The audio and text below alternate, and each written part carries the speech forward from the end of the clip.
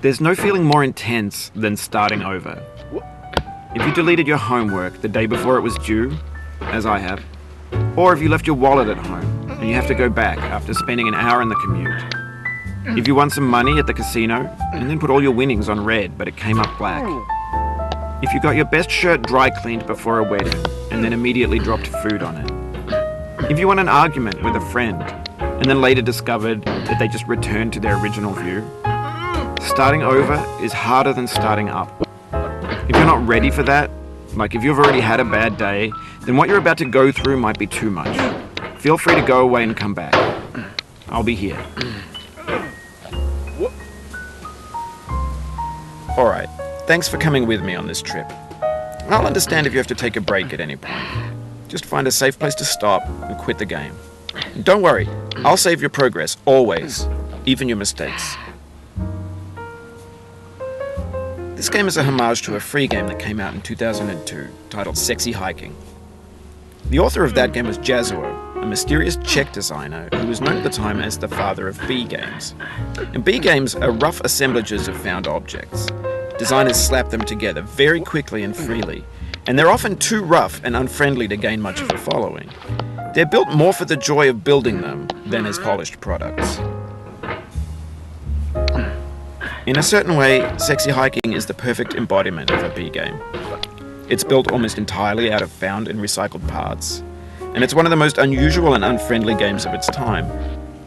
In it, your task is simply to drag yourself up a mountain with a hammer. And that act of climbing, in the digital world or in real life, has certain essential properties that give the game its flavor. No amount of forward progress is guaranteed. Some cliffs are too sheer or too slippery. And the player is constantly, unremittingly in danger of falling and losing everything.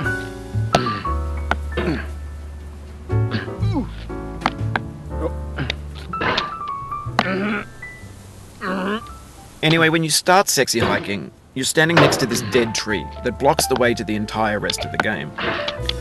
It might take you an hour to get over that tree, and a lot of people never got past it. Prod and you poke at it, exploring the limits of your reach and your strength, trying to find a way up and over. And there's a sense of truth in that lack of compromise. Most obstacles in video game worlds are fake. You can be completely confident in your ability to get through them once you have the correct method or the correct equipment or just by spending enough time. In that sense, every pixelated obstacle in Sexy Hiking is real.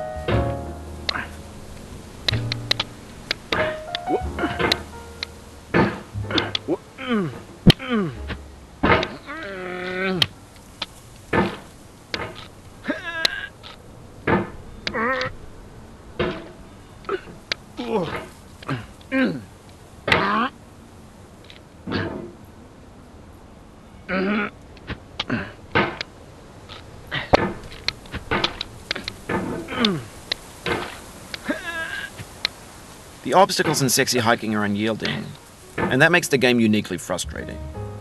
But I'm not sure Jazzuo intended to make a frustrating game. The frustration is just essential to the act of climbing, and it's authentic to the process of building a game about climbing. A funny thing happened to me as I was building this mountain. I'd have an idea for a new obstacle, and I'd build it, test it, and it would usually turn out to be unreasonably hard. But I couldn't bring myself to make it easier. It already felt like my inability to get past the new obstacle was my fault as a player rather than as a builder. Imaginary mountains build themselves from our efforts to climb them, and it's our repeated attempts to reach the summit that turns those mountains into something real.